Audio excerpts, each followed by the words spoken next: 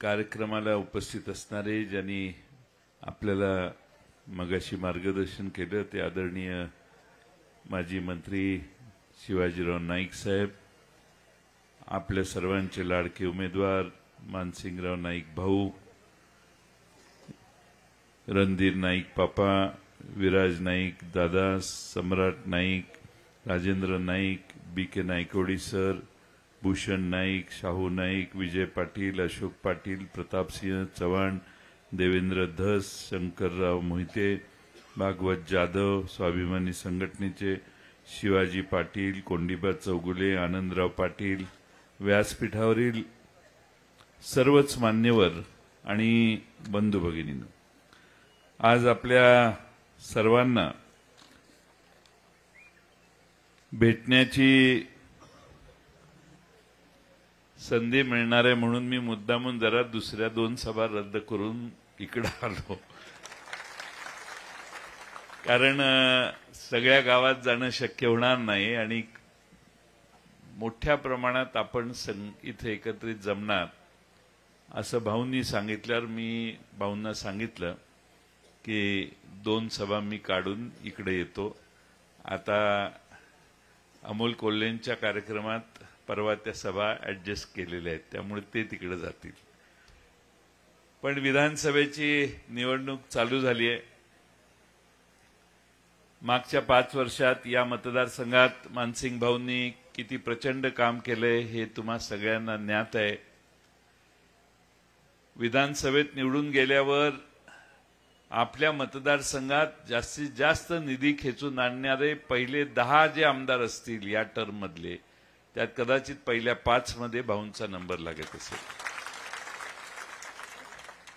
तुम्ही एखाद्या ठिकाणी कॉन्क्रीटचा रस्ता मागितला, एखाद्या ठिकाणी डांबरी रस्ता मागितला, एखादी भिंत मागितली, एखादं मंदिर मागितलं, तुम्ही म्हणायचं आणि त्यांनी करायचं, हे चित्र मागच्या 5 वर्षात भाऊंनी आपल्या सर्वांना दाखवले.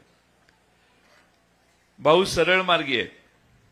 भाऊ बाकीच्या काही पक्षीय अमकाय तमकाय अशा ह्याच्यात कधी भाऊ नव्हते आणि म्हणून आपलं काम बरं की आपला मार्ग बरा या पद्धतीनं भाऊंनी 5 वर्षात अतिशय चांगलं काम केलं. आज पुन्हा एकदा शरद पवार साहेबांनी मानसिंग भाऊंची उमेदवारी या मतदारसंघात दिलेली आहे. या मतदारसंघात स्वर्गीय शिवाजीराव देशमुख साहेबांची भाषणं आम्ही अनेक वेळा ऐकलेली आहेत आणि त्यांच्या भाषणामध्ये भारतीय जनता पक्षाचा कडाडून विरोध असायचा. शिवाजीराव देशमुख साहेब भारतीय जनता पक्षाला उल्लेख असा करायचा की ही जातीय विषवल्ली उखडून फेकली पाहिजे. हे माझे नाही तर शिवाजीराव देशमुख साहेबांचं भाषणातलं वाक्य असायचं. नाईक साहेब बरोबर आहे की नाही? कायम भारतीय जनता पक्षाच्या वाऱ्याला जायचं नाही हे आयुष्यभर त्यांनी पाळलं. काँग्रेसची साथ कधी त्यांनी सोडली नाही आणि त्यांनी अनेक वेळा आम्हाला सांगितलं की भारतीय जनता पक्ष हा पक्ष हा या देशात चुकीच्या मार्गाने लोकांना नेणारा पक्ष आहे आणि म्हणून या पक्षाला आपण सगळ्यांनी संघटितपणाने विरोध केला पाहिजे. आणि म्हणून भारतीय जनता पक्षाला विरोध का होता? शिवाजीराव देशमुख साहेबांचा विरोध होता कारण समाजामध्ये जाती जातीमध्ये भांडणं लावण्याचं काम हा पक्ष जाणीवपूर्वक करतो. चातुर्वर्ण भारतात कुणामुळे आला हे मी तुम्हाला वेगळं सांगायची गरज नाही. पुन्हा एकदा भारतामध्ये आणि महाराष्ट्रामध्ये चातुर्वर्णाची व्यवस्था निर्माण करण्याचा मनसुबा जर कुणाचा असेल तर तो आपण वेळीच ओळखला पाहिजे, ही माझी तुम्हा सगळ्यांना कळकळीची विनंती. आपण बहुजन समाजाचं राज्य यशवंतराव चव्हाण साहेबांच्या वेळेपासून महाराष्ट्रात टिकवण्याचं काम केलं. ऍक्सिडेंटली मध्ये 1-2दा सत्ता आली असेल त्यांची, पण महाराष्ट्राची स्थापना झाल्यापासून जेव्हा महाराष्ट्राचा मंगल कलश 1 मेला यशवंतराव चव्हाण साहेबांनी आणला तेव्हापासून या महाराष्ट्रात 18 पगड जातीचे बहुजन समाजाचं राजकारण यशवंतराव चव्हाण साहेबांनी महाराष्ट्रात केलं. स्वर्गीय वसंतराव दादांच्या पासून राजाराम बापूंच्या वेळेपासून बाळासाहेब देसाई असोत, यशवंतराव मोहिते असोत, ही सगळी या भागातली दिग्गज माणसं यशवंतराव चव्हाण साहेबांच्यामुळे पुढे आली राजकारणात आणि त्या सर्वांनी बहुजन समाजाचं राजकारणाला प्राधान्य दिलं. प्रसंगी सोसलं, पण कोणत्याही परिस्थितीत क्रांतिसिंह नाना पाटील, बाबूजी पाटणकर, नागनाथ नायकवडी ही सगळी जुनी माणसं कायम बहुजन समाजाच्या हिताचा आग्रह का धरत होती? ती काय वेडी होती म्हणून धरत होती? त्यांना माहिती होती की जातीय विषयवल्ली गाडणं हे भारताच्या दृष्टीनं फार महत्वाचं आहे आणि ती विषयवल्ली आपल्याला गाडावीच लागेल. आणि म्हणून त्या विषयवल्लीच्या आधारानं कुणी जर उभा राहिलेला असेल निवडणुकीला तर तोही त्या विषयवल्ली बरोबर गाडण्याचं काम तुम्ही करायला पाहिजे, हे सांगायला मी इथं मुद्दामून आलो.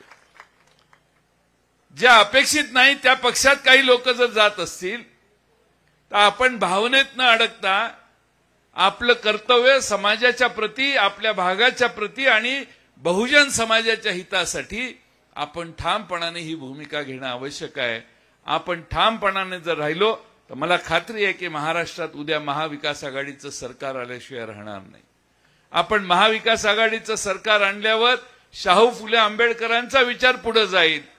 जर भारतीय जनता पक्षाला मत तुम्ही केलं तर शाहू फुले आंबेडकरांचा विचार याच निवडणुकीत मातीत गाडण्याचं काम समोरच्या लोकांच्याकडून होण्याची शक्यता आहे. आणि तुम्ही आम्ही छत्रपती शिवाजी महाराजांच्या परंपरेतली लोक आहोत. आपल्याला कोणत्याही परिस्थितीत 18 पकड जाती, सर्व जाती आणि धर्म यांना बरोबर घेऊन जावं लागेल. मगाशी ते भाषणात म्हटले बटेंगे तो कटेंगे. अरे बटेंगे तो कटेंगे एवढं का घाबरलाय? दिल्लीला तुमचं राज्य, महाराष्ट्रात तुमचं राज्य. बटेंगे की कटेंगेचा विषयच नाही माणसांच्या मनात.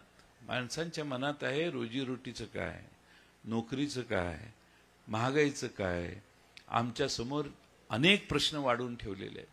शेतीमालाचे दर घसरत आहेत. सोयाबीन 3200-3400 रुपयावर जात नाही. आता बटेंगे की कटेंगे का सोयाबीन कापायची वेळ आली तर कापता येईना झाले, कारण दरच नाही आहेत. कोणत्या शेतीमालाला चांगला दर आहे? मध्ये उसाला दर वाढायला लागला तर रसापासून इथेनॉल तयार करणाऱ्या कारखान्यांची पॉलिसी होती ती एकदम धाडकन बंद केली. लोकांचे शेकडो कोटी रुपये पाण्यात गेले, वेगवेगळ्या कारखान्यांनी टाकलेले.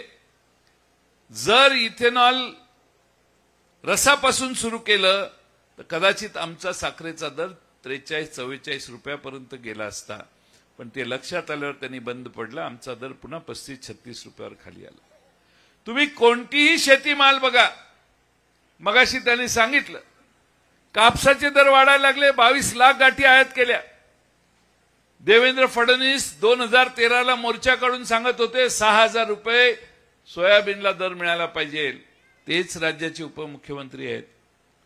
3400-3500 ह्याच्यावर सोयाबीन जाईना झाले, अशी आजची परिस्थिती आहे. आणि म्हणून शेतकऱ्यांच्या विरोधात धोरणं ज्या सरकारने स्वीकारलेली आहेत, शेतकऱ्यांचा शेतीमाल महाग झाला, जादा दराने विकला गेला तर महागाई वाढते असं समजणारी जी लोक आहेत त्यांच्या विरोधात मित्रांनो आपली ही लढाई आहे. ही लढाई फक्त शिराळ्यात कोण निवडून येणार आणि कोण नाही एवढी मर्यादित नाहीये. ही लढाई आहे ती विचारांची लढाई आहे. ही लढाई आहे ती धोरणांची लढाई आहे. आपण बहुजन समाजाच्या बाजूने उभा राहिलो, आपण जर या राज्यामध्ये शाहू फुले आंबेडकरांचा विचार आणि शेतकऱ्यांची बाजू मांडणाऱ्यांच्या मागे उभा राहिलो तरच आपलं भवितव्य चांगलं आहे. आणि म्हणून आज महाराष्ट्रामध्ये शरद पवार साहेबांच्या मागे सगळा समाज हळूहळू उभा राहायला लागला. 84 वर्षाच्या वयात रणधीर पापा रोज 6 सभा 7 सभा. काल मी 1-2 सभेच्या सूचना केल्या, परवा त्या आज त्यांनी स्वीकारल्या. आणि त्यांच्या पीएनए साहेबांना जास्त वेळ होतोय म्हणून 2 सभा पुढच्या रद्द केल्या. त्या रद्द झालेल्या सभा मला फोन आला. मी परत म्हटलं हे स्पेसिफिक साहेबांना सांगा. रात्री साहेबांनी ते मान्य केलं आणि आज सकाळपासून 7 सभा ओळीनं करून संध्याकाळी 9 वाजता 8:30-9 वाजता भोसरीच्या सभेला गाडीनं ते पोचणार आहेत. वय वर्ष 84. त्यांना काय फिरायची गरज आहे. एक 4 सभा केल्या, कुठेतरी विषय संपवला, दिवसभराचा तर चालतो.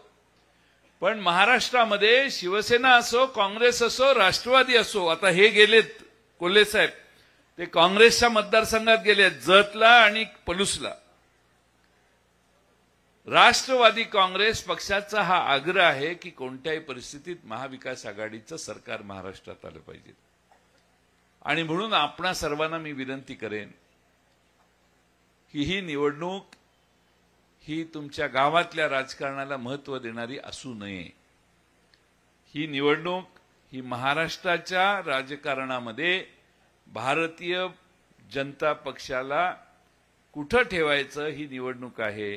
भारतीय जनता पक्षाला घरचा रस्ता दाखवण्याची शिवाजीराव देशमुख साहेबांनी काय सांगितलेलं आपल्याला, जातीय विषवल्ली गाडण्याची गरज आहे. चुकीचं वाक्य नाही. त्यामुळं आपल्याला जातीय विषवल्ली गाडायची आहे. त्यात कोण कोण त्यात जातं ह्याचा दुर्लक्ष करा त्याकडे. आपण ताकदीनं काम केलं तर मला विश्वास आहे की मानसिंग भाऊंचा विजय फार चांगल्या पद्धतीनं होईल. आता मी अलीकडे जाणवायला लागले, इकडच्या लोकांना सांगायचं वाळव्यातलं आहे आमचं, वाळव्यात जायचं, तिकडच्या 48 गावात चांगलं आहे म्हणायचं आणि 48 गावात जायचं म्हणायचं. त्या धरणापासून अलीकडं कुठंच मानसिंग भाऊ दिसत नाही. आता मानसिंग भाऊ दिसत नसते तर एवढी माणसं गोळा झाली असती का. मी कुठल्या खासदाराचं नाव सांगत नाही, पण ते खासदार झाल्यावर त्यांना बोलवायचे लोक. ते म्हणायचे अरे तिसऱ्या तालुक्याचं नाव सांग, मी इकडं ह्या तालुक्यात लग्नाला आलोय. दुसऱ्या तालुक्याने त्याच तालुक्यातला फोन आला तर त्याला सांगायचं मी उद्या येतो, तू काय काळजी करू नकोस. कुठल्याही माणसाच्या हातात ते सापडायचे नाहीत. असायचे घरातच बसलेले असायचे, कुठंच जायचे नाही. पण प्रत्येक फोन आला, फोन घ्यायचे ना, मी तिकडं आहे, मी आता उदाहरणार्थ मी आटपाडीला आहे, मी जतला आहे. कशाला माणसं वगैरे. आता टाइम बदललाय. आता मोबाईलवर तू कुठं आहेस ते लगेच सांगायची पाळी येते. तसं आता टाइम बदललेला आहे. आणि महाराष्ट्रामध्ये 2 मराठी माणसांचे पक्ष फोडणाऱ्या भारतीय जनता पक्षाला शिक्षा देण्याचा प्रश्न महत्वाचा आहे. फक्त 2च आणखीन मुद्दे मी सांगतो. एक मुद्दा आहे, 2 पक्ष फोडले, एकनाथ शिंदेच्या बरोबर 40 जण गेले, ठीक आहे. अजित पवारांच्या बरोबर उरलेले गेले. हे कशामुळे गेले. त्या नरेंद्र मोदी साहेबांनी भोपाळला एक भाषण केलं की 70,000 कोटीचा घोटाळा यांनी केलाय. लगेच हे तिकडे गेले. दुसऱ्या दिवशी शपथविधी झाला. ज्यांच्यावर आरोप होते तेच सगळे मंत्रिमंडळात गेले. नवाब मलिकांच्या सारख्या ज्यांनी भारतीय जनता पक्षाला भंडावून सोडलेलं, त्याला वेगळ्या पद्धतीनं अडकवून त्यांच्यावर देशद्रोहाचा आरोप यांनी केला. देवेंद्र फडणवीस स्वतः या आरोपाचा उल्लेख सतत करायचे. नवाब मलिकांना देशद्रोही तुम्ही ठरवायचा प्रयत्न करताय. त्या नवाब मलिकांना भारतीय जनता पक्षाने पॅनेलमध्ये घेतलंय. म्हणजे अजित पवारांच्या पक्षात नवाब मलिक हे आता उमेदवार आहेत, ज्याची मान्यता भारतीय जनता पक्षाने दिलेली आहे. एकावर एक फ्री अशी स्कीम आहे त्यांची. नवाब मलिकांनाही तिकीट आहे आणि त्यांच्या मुलीला पण तिकीट आहे. आणि तुम्ही सांगता नवाब मलिक देशद्रोही. म्हणजे देशद्रोही पण तुम्हाला चालतात, ईडी सीबीआयच्या चौकशीत अडकलेलेही तुम्हाला चालतात. जो जेवढा मोठा भ्रष्टाचार करेल तो सगळा तुमच्या बाजूने असला पाहिजे असा आग्रह करता। याचा अर्थ पूर्वी अनेक वर्ष तुम्ही ज्या पक्षावर आरोप करत होता ते सगळे आरोप आता तुम्हाला लागू झालेले आहेत, कारण हे सगळे तुमच्या पक्षात आलेले आहेत। आणि म्हणून भारतीय जनता पक्ष मित्रांनो आता स्वच्छ पक्ष राहिलेला नाही।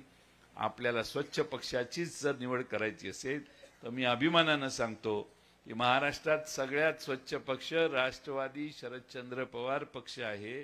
आणि त्या स्वच्छ पक्षाच्या मागे मी आमच्याही कार्यकर्त्यांना सांगतो, तुमच्यापेक्षा आम्ही स्वच्छ आहे म्हटलं, तुमच्यावर थोडे बहुत तरी आरोप आहेत म्हटलं। पण महाराष्ट्रामध्ये उद्धव ठाकरे साहेबांच्या नेतृत्वाखाली आम्ही 2.5 वर्षाचं सरकार चालवलं। त्यावेळी मानसिंग भाऊंनी या मतदारसंघात वाकुर्डेच्या योजनेला आंध्रानं निधी आणला, प्रचंड निधी आणला। त्या 3 वर्षाच्या काळातच मला वाटतं या वाकुर्डे योजनेचं जवळपास काम पूर्ण होत आलं। त्यामुळं फार मोठ्या प्रमाणामध्ये आपल्या भागाचा विकास मित्रांनो झालेला आहे। आता आणखीन 2 पावलं मानसिंग भाऊंचा विचार आहे। अनेक वेळा मी मंत्री असताना आम्ही बैठका घेतल्या आहेत। शिवाजीराव नाईक साहेबांनी त्यात फार रस घेतलेला होता, तो म्हणजे चांदोलीच्या अभयारण्य आणि चांदोलीच्या आसपासच्या परिसरामध्ये पर्यटन केंद्र व्हावं आणि इथं किमान 2-4 हजार लोकांना रोजगार निर्माण करावा असा प्लॅन, अशी पावलं ही उचलण्यासाठी मानसिंग भाऊंनी शिवाजीराव नाईक साहेबांनी सुरुवात केलेली होती। आणि आज आपण सर्वांनी फार मोठ्या प्रमाणामध्ये जर मानसिंग भाऊंना पुन्हा निवडून दिलं तर आपल्याला मी गॅरंटी महाविकास आघाडीच्या वतीनं वचन देतो की उद्याच्या निवडणुकीनंतर मानसिंग भाऊ आमदार होतील। मानसिंग भाऊंची याच्यापेक्षा पुढे प्रगती होईल, त्यात काही तुम्ही चिंता करू नका। आणि त्याच वेळी या सगळ्या पर्यटन क्षेत्र चांदोली अभयारण्याने पुढे याला चांगला विशेष निधी देण्याचं काम मानसिंग भाऊंच्या हस्ते होईल। तुम्हाला लक्षात येईल की या सगळ्या डोंगरी भागातल्या जनतेच्या जीवनात किती मोठा फरक पडलेला आहे आणि त्याचं पर्यटन केंद्र करण्यासाठी प्रचंड मेहनत आणि प्रचंड प्लॅनिंग केले। आपले एक सीओ होते, ते तिकडे सातारला कलेक्टर झाले, तिथं आम्ही तिघांनी त्यांच्याशी चर्चा केली। सातारच्या कलेक्टरने तिथं प्लॅन तयार केला, आपलं सरकार गेल्यानंतरचं सांगतोय। त्यावेळी आम्ही त्यांना सांगितलं, त्यांनी फोन करून आम्हाला सांगितलं की तुम्ही बोलला होता मला तसं तिकडं महाबळेश्वर मध्ये जसं आहे तसं आपल्या या चांदोलीच्या धरणापर्यंत खाली पायथ्यापर्यंत पर्यटनाचा प्लॅन एक आता त्यांनी तयार केलेला आहे, त्यालाही गती मिळणार आहे। वेळ बराच झालाय, पण समर्थ रामदासांनी छत्रपती शिवाजी महाराजांना तरुणांना एकत्र करून पाठिंबा दिला असं अमित शहा बोलले। आले होते ना अमित भाई, इथं शिराळ्याला आले होते।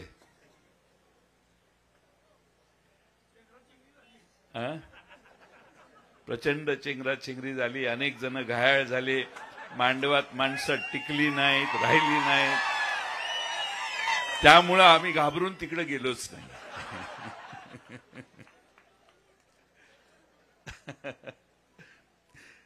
आता समर्थ रामदासांनी छत्रपती शिवाजी महाराजांना तरुणांना संघटित करून पाठिंबा दिला। शिवाजी महाराज कसे हळूहळू मागे आणता येतील हे बघण्याचं पाप यांच्या मनात आहे। शिवाजी महाराजांना एकही संधी हे सोडत नाहीत। भारतीय जनता पक्षवाले एक राज्यपाल आणला होता यांनी, त्याने महात्मा फुलेंच्या बद्दल अनुद्गार काढले, त्यांनी छत्रपती शिवाजी महाराजांच्या बद्दल वेगळ्या पद्धतीने बोलले। एवढ्या गोष्टी महाराजांच्या विरोधात भारतीय जनता पक्षवाल्यांनी केलेल्या आहेत। त्या महाराजांना अपशब्दानं, म्हणजे महाराजांचा इतिहास आता ते आमचे देवेंद्र फडणवीस सांगतात। लहानपणापासून इथं बसलेल्या शेमड्या मुलाला विचारलं की महाराज सुरतेला गेले होते, ते फिरायला गेले होते का कशाला गेले होते, तर शेमडं पोरगही सांगेल छत्रपती शिवाजी महाराज सुरतेवर हल्ला केला आणि 2 वेळा सुरत लुटली। देवेंद्र फडणवीस सांगतात छत्रपती शिवाजी महाराज सुरतेला गेले, त्यांनी तिथं लढाई केली आणि ते परत आले. सुरत त्यांनी लुटली नाही.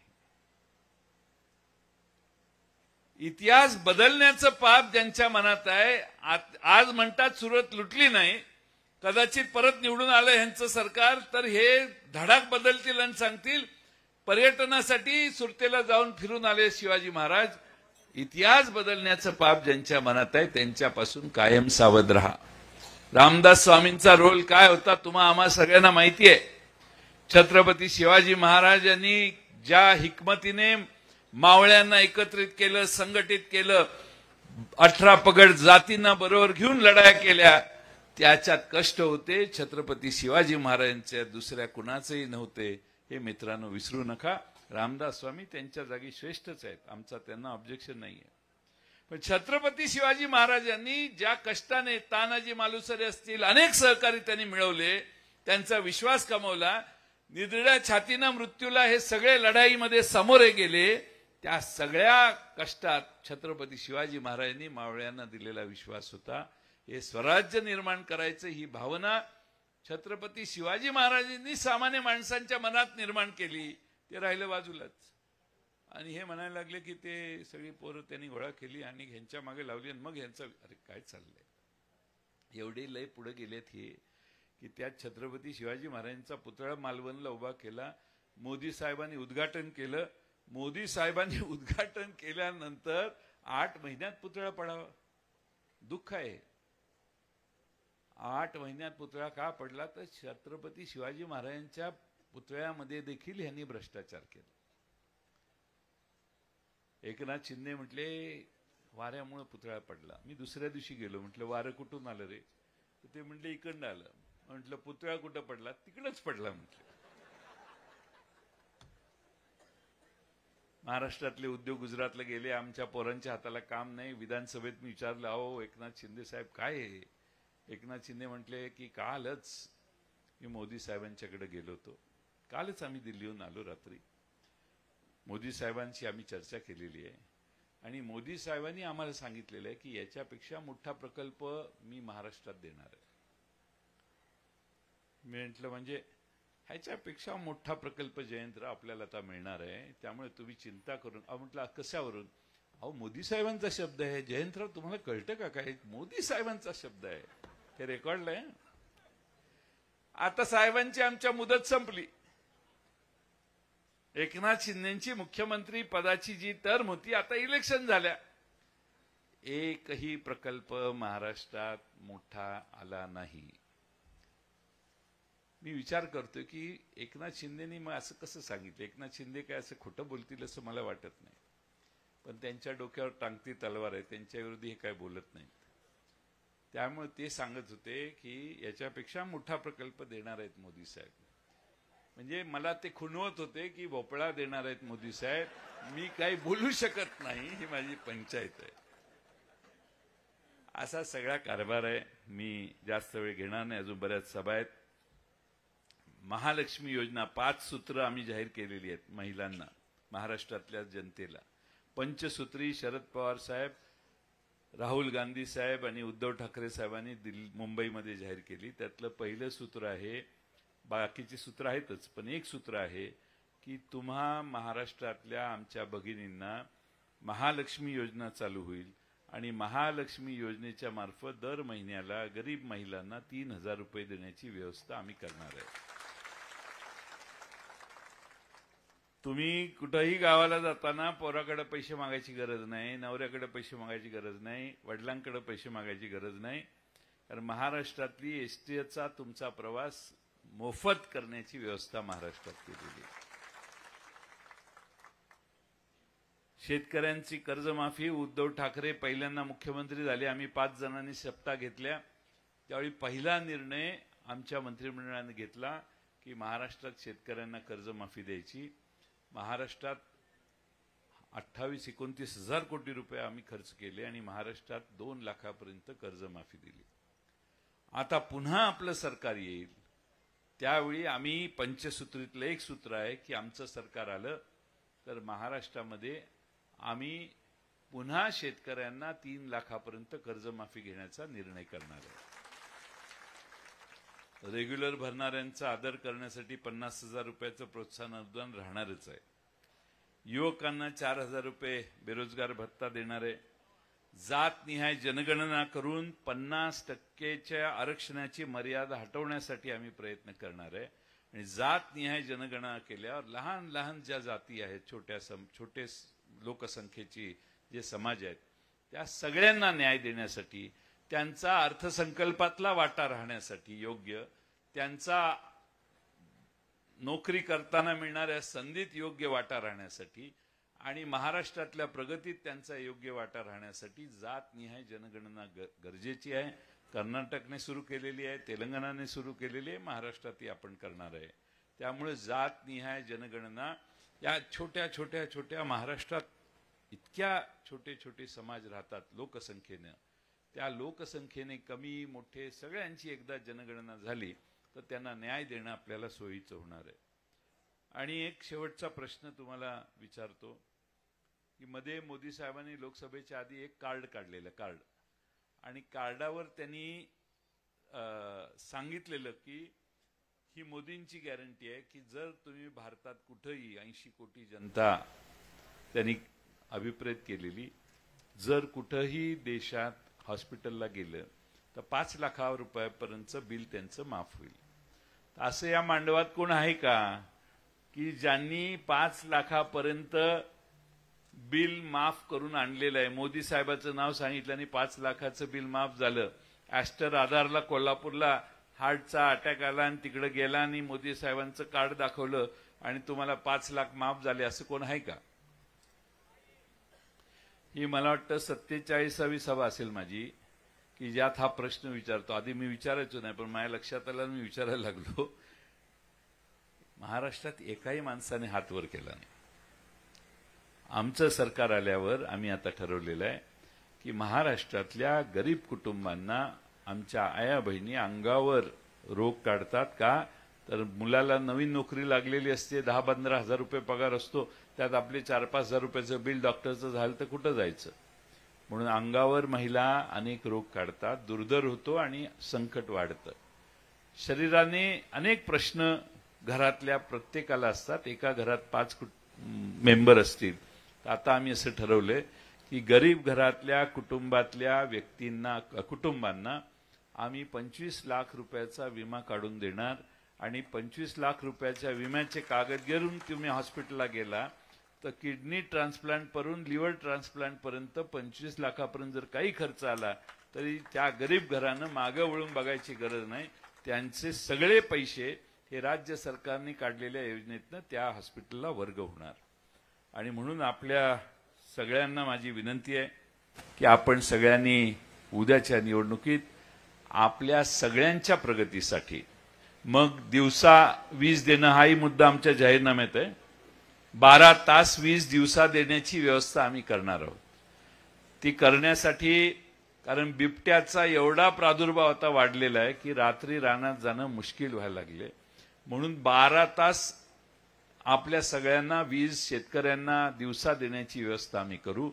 आणि दुसऱ्या बाजूनं पानंदीचे रस्ते करण्यासाठी विशेष निधी आम्ही देणार आहोत, ज्याच्यामुळे विशेष बजेटमध्ये प्रोव्हिजन करून महाराष्ट्रातल्या शेतकऱ्यांचे, ग्रामीण भागातले शेतीत जाणारे रस्ते दुरुस्त करण्याचं काम आम्ही करू. आज म्हणून माझी आपणा सगळ्यांना विनंती आहे, माझं संपलेलं नाही, शेवटचा माझा हे टोपीवाल्यानं मागं जरा 2 मिनिट, घरी गेल्यावर तुम्हाला एक काम माझं करायचंय, मग जावा. मानसिंगराव नाईक यांच्यासारखा एक कष्ट करून आपल्या मतदारसंघात जास्तीत जास्त निधी आणणारा, विकास आणणारा हा नेता आपण सगळ्यांनी जपा. बाकीचे बरेच येतील, त्यांना पाहिलं तर वेगळ्या ठिकाणी आपल्याला संधी देता येईल, पण विधानसभेत मात्र एकच भाऊ, मानसिंग भाऊ, मग अशी घोषणा दिली. आता जाताना माझी आपणाला विनंती आहे, तुतारी वाजवणारा माणूस हे आमचं चिन्ह आहे.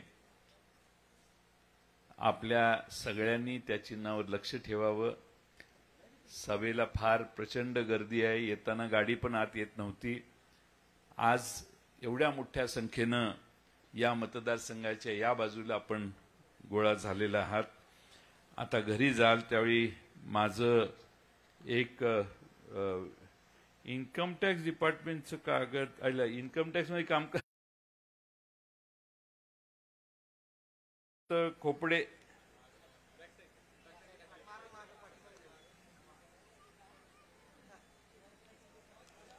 पण हे तुम्ही तर दमच दिला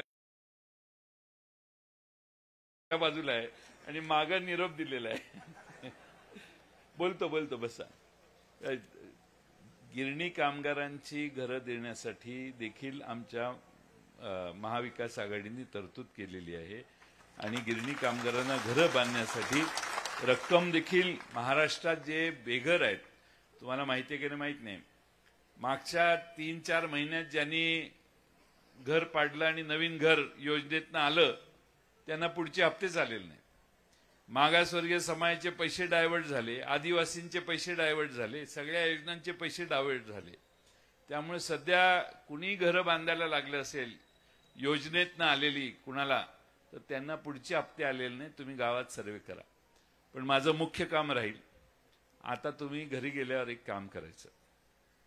घरात विचारतीलच कुठं होता इतका वेळ, त्यांना सांगायचं तेव्हा बाबा आला होता, त्याची सभा होती म्हणून होतो. पण त्यांना तुम्ही घरी गेल्यावर पत्नीला बोलवा समोर, एक मीटिंग करायची. प्रत्येकाने घरी गेल्यावर पत्नीला बोलवा, बहिणीला बोलवा, आईला बोलवा, वहिनीला बोलवा, मावशीला बोलवा. घरात मीटिंग करा, नाही तर तुमच्या वाड्याची मीटिंग बोलवा, आपला काय प्रॉब्लेम नाही. आणि त्यांना सांगायचं, विचारायचं की तो दाढीवाला बाबा 1,500 रुपये तुम्हाला द्यायला तयार झालाय, पण ह्यो नवीन आलेला बाबा 3,000 रुपये देणार आहे. त्यामुळं आता कुणीकडे जायचं, महाविकास आघाडीकडे जायचं, हा निर्णय घरात जाऊन तुम्ही सगळ्यांनी करा.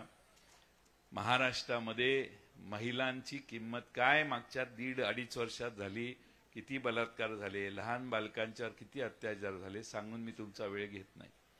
महिलाच सुरक्षित ठेवता येत नाही त्यांना, ते आणखीन काय काय करतायत. माझी तुम्हाला विनंती आहे की महाराष्ट्रातलं चित्र बदलायला लागले. आपलं उद्या सरकार येणार ही काळ्या दगडावरची रेग आहे आणि त्यासाठी तुम्हा सगळ्यांचा आशीर्वाद मानसिंग भाऊंच्या उमेदवारीच्या मागे, तुतारी वाजवणाऱ्या माणसाच्या मागे आपण उभा करा, एवढीच विनंती या निमित्तानं करतो आणि माझे 2 शब्द पूर्ण करतो. धन्यवाद.